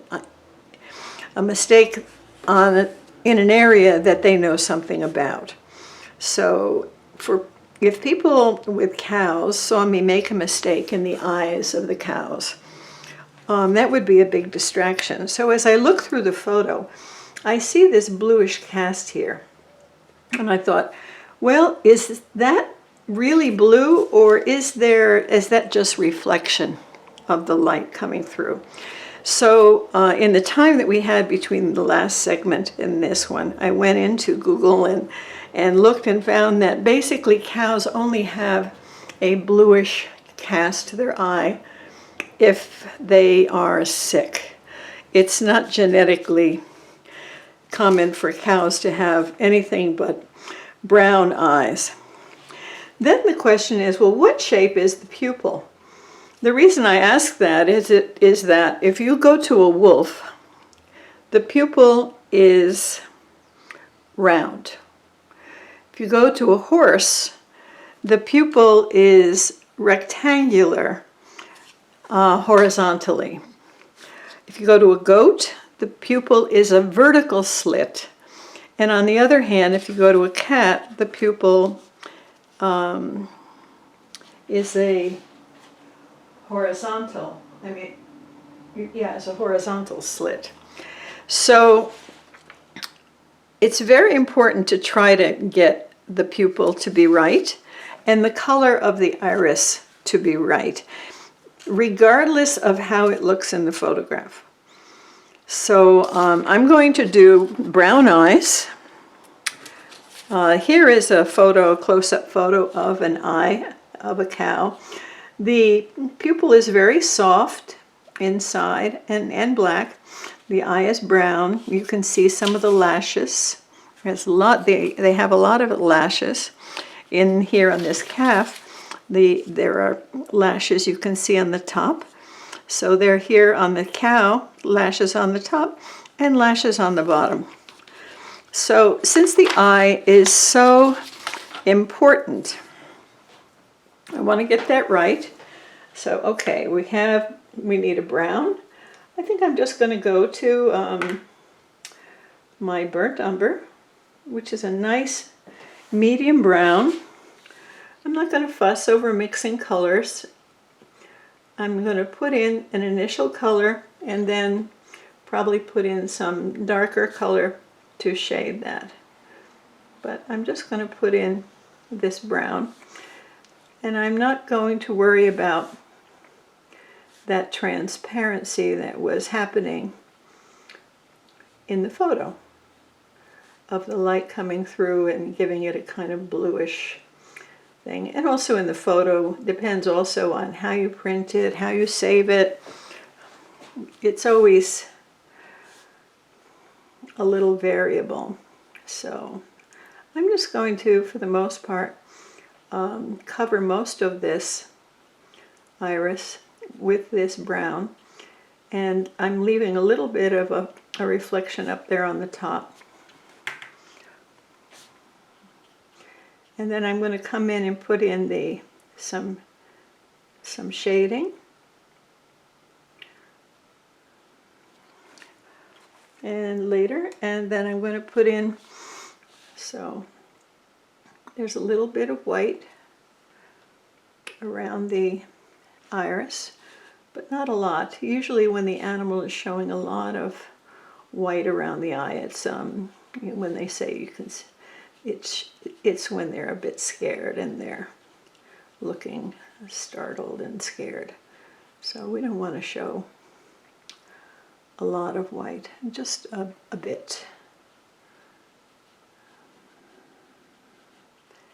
Okay, so I'm going to leave that for now. Then I'm going to take a little darker brown. That's my Van Dyke brown.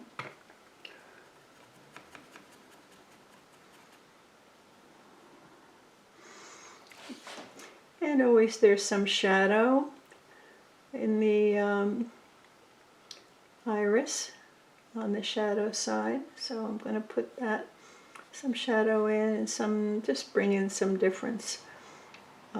There's usually a little bit of markings, so I'm putting that in the Van Dyke brown. course, you can always just use one brown and make it darker by adding a ultramarine blue or violet. But I'm just going to use it straight from the palette, use the Van Dyke brown. It's a good rich brown, and I think it's looks natural, and so I'm not going to leave a big white spot on this side of the eye because it's not in the light.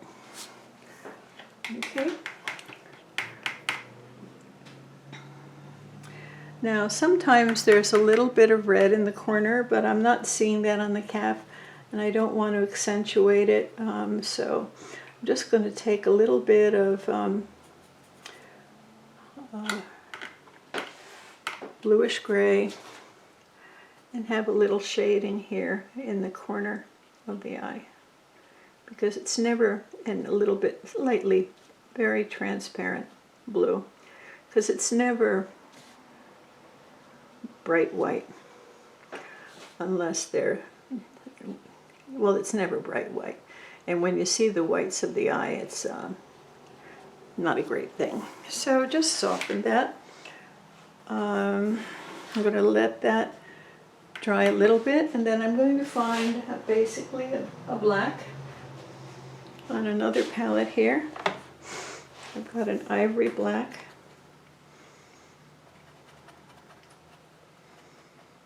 I'm going to mix that. Maybe I'm going to use a Payne's gray instead of an ivory black, so that's a little more natural looking.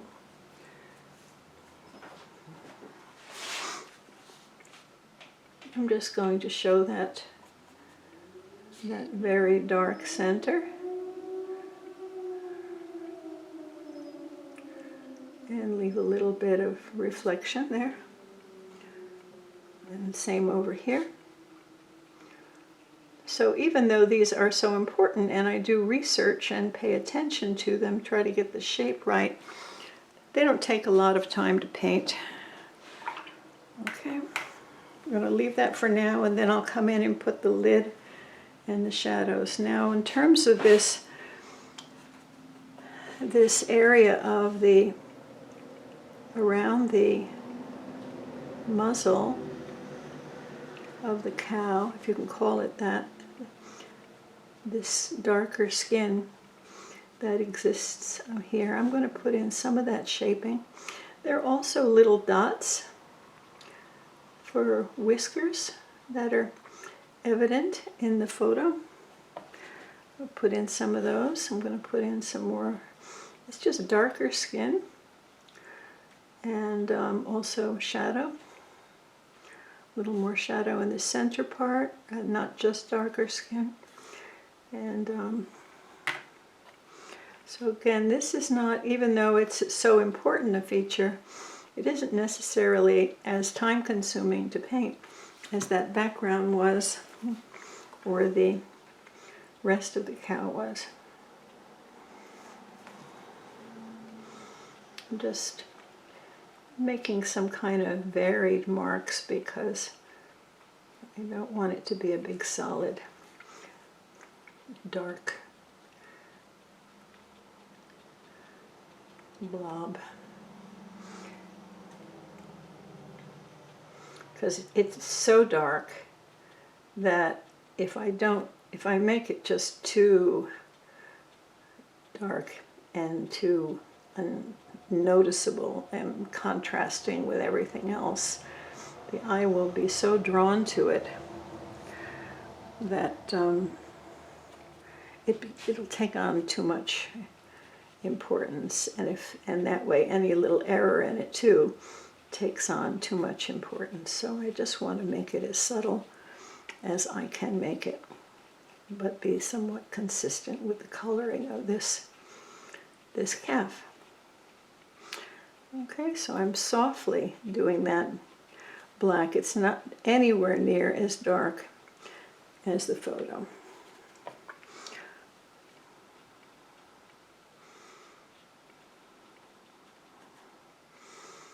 But this is where you have to make your decisions.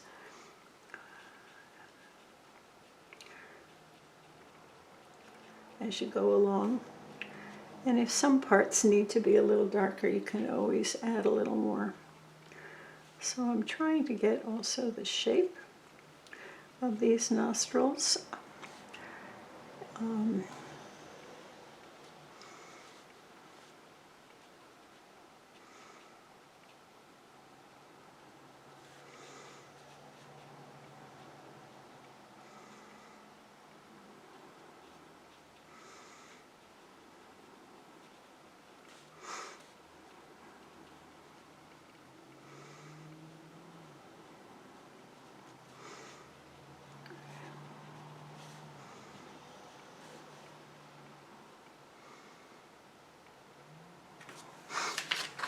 Let me show you one more time.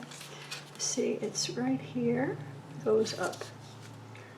Okay, just making sure that there's not a lot of light skin around there. And then I am going to now take my black and make the inside of the nostril, which is very, very intensely dark.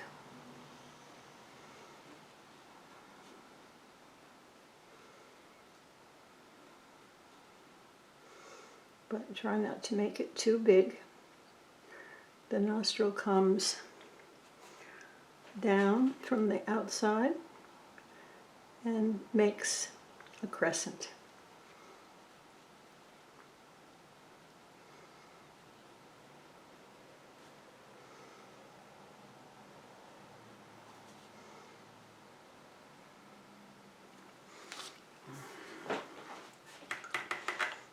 And I'll put a little more soft color around here so that it's not too much light.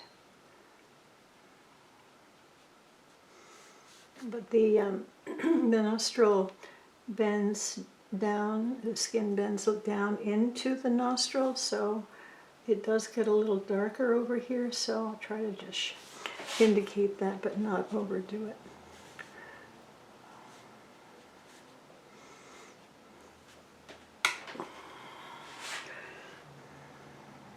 Lift a little color here, it's too much, and lift a little here.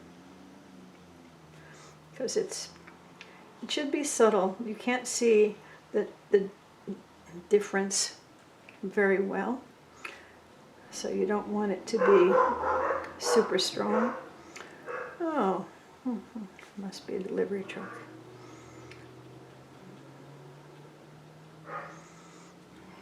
Okay, and a little more indentation in the center here, a little more shadow. Because there is actually some indentation right here over the teeth where the bone is. Okay, now up here we'll go back and use again the black for the eyelashes. I'm just going to use a fine point brush and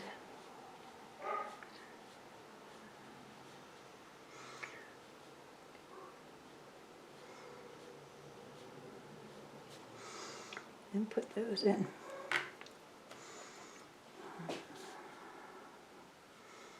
It's amazing how long his eyelashes are. Beautiful.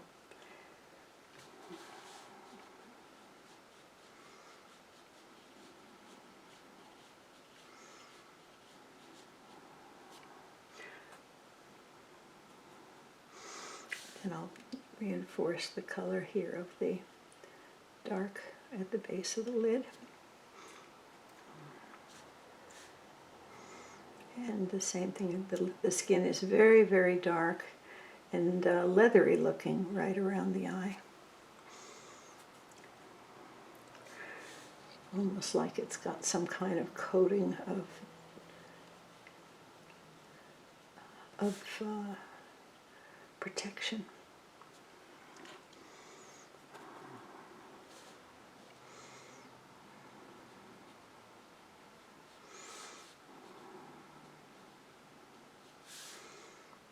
And comes down like this, and it's dark in here but not black.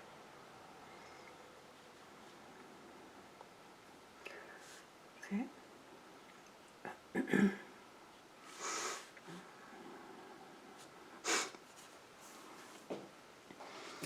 And there are usually more lashes down in the bottom, so I'm going to put those in too.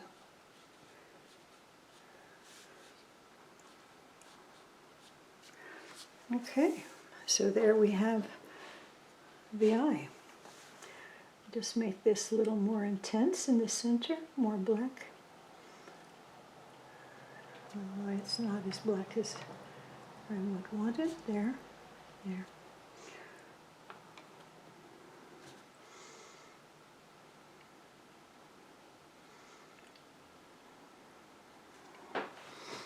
Okay. Same thing here, down on the bottom here, a little more intense, dark. And we'll go and do exactly the same thing. Shape the eye. Shape this little crevice here. And the lid below.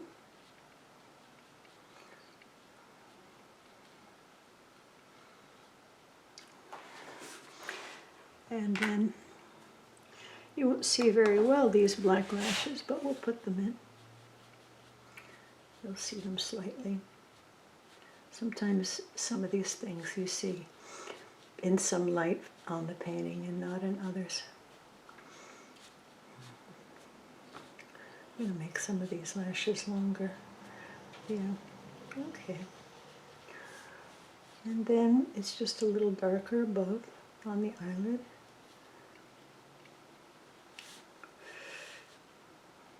And it goes down. So there we have it.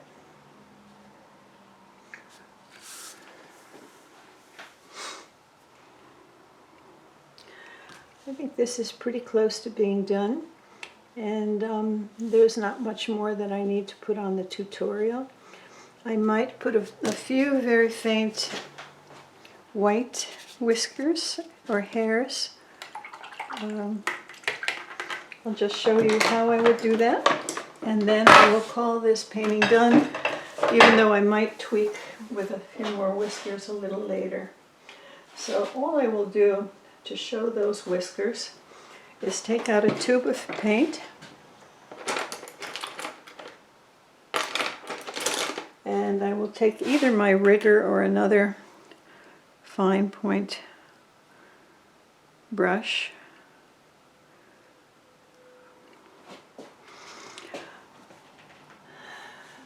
and put, like here, some of those hairs that I mentioned I might do at the beginning of the painting.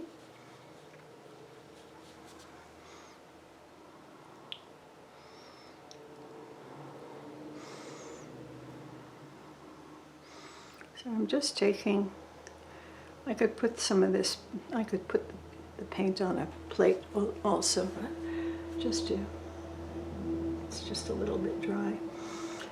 So I just take a few white hairs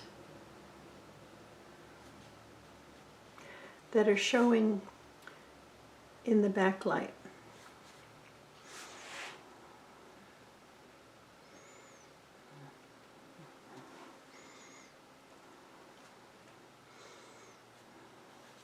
And also a little reflection on the nostril. Okay. And just a little bit of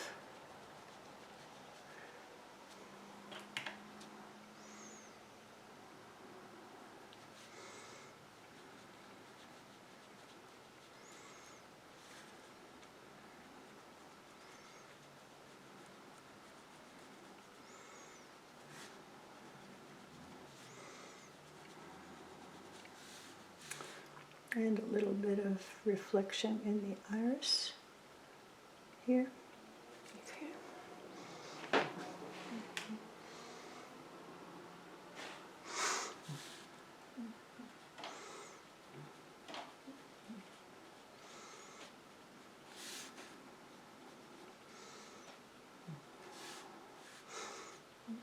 not going to put it everywhere, but just where it's getting the most backlighting. And we already have the backlighting showing, but showing a few of those hairs will just reinforce why we have this glow of light around these ears.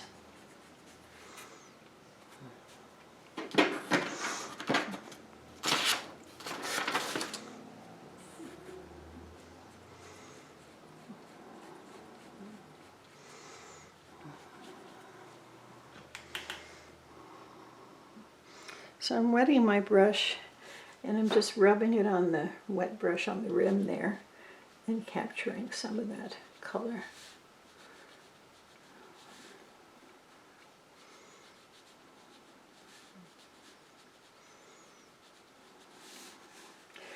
And then I might just put a little bit of that here and there. A little bit of the hairs catching the light. We don't need to do the whole animal, just enough so that people have a sense that some of these hairs are light and the light is catching them.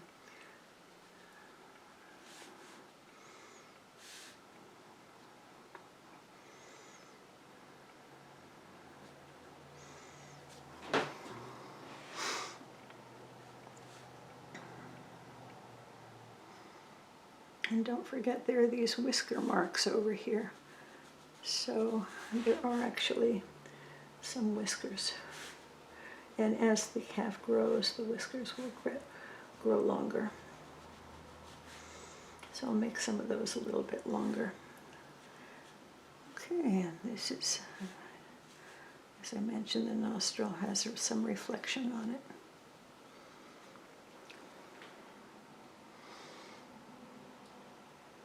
So I think this painting is done, and I hope you enjoyed the process. I might tweak a few more hairs here and there, but for the most part, this painting is done. Hope you visit my site again, and that you learn something from this that's useful. Take care. Bye-bye.